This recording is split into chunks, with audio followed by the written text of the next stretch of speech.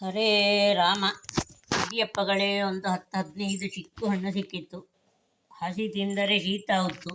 ಹಾಗಾಗಿ ಮಗಳದರ ಒಣಗಿಸಮ್ಮ ಹೇಳಿತ್ತು. ಹಾಗೆ ಕೊರದೀಗ ಬಿಸಿಲಿಗೆ ಒಣಗಲೆ ಮಡಗುತ್ತಾ ಇದ್ದೆ.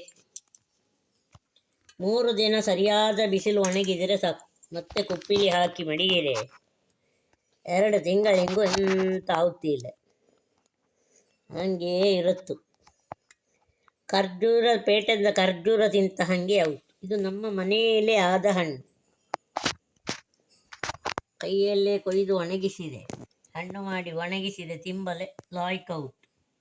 ಎಳತ್ತಪ್ಪ ಹಿಡಿಯ ಚಿಕ್ಕು ಸರಿ ಬೆಳೆಕು, ಬೆಳೆದರೆ ಸರಿಯಾದ ಸಿಹಿ ಇದ್ದು. ಎಳತ್ತಾದರೆ ಬಿತ್ತು ಕಪ್ಪಾಗುತ್ತಿಲ್ಲ, ಚಪ್ಪೆ ಇರುತ್ತು. ಜ್ಯೂಸು ಮಾಡ್ಲಕ್ಕು ಅಷ್ಟೆ. ಬಾವಲಿಯ ಉಪದ್ರಂದಾಗಿ ಸಿಕ್ಕಲೇ ಕಷ್ಟ ಆಗುತ್ತೆ ಅಷ್ಟೆ. ಸಿಕ್ಕಿದ್ದರೆ ಮಾಡಿ ಎಂಬುದು. ಹೀಗೆ ಪೇಟೆಯದ್ದು ತಿಂಬದಾದಷ್ಟು ಕಮ್ಮಿ ಮಾಡಿದಷ್ಟು ಒಳ್ಳೆಯದು.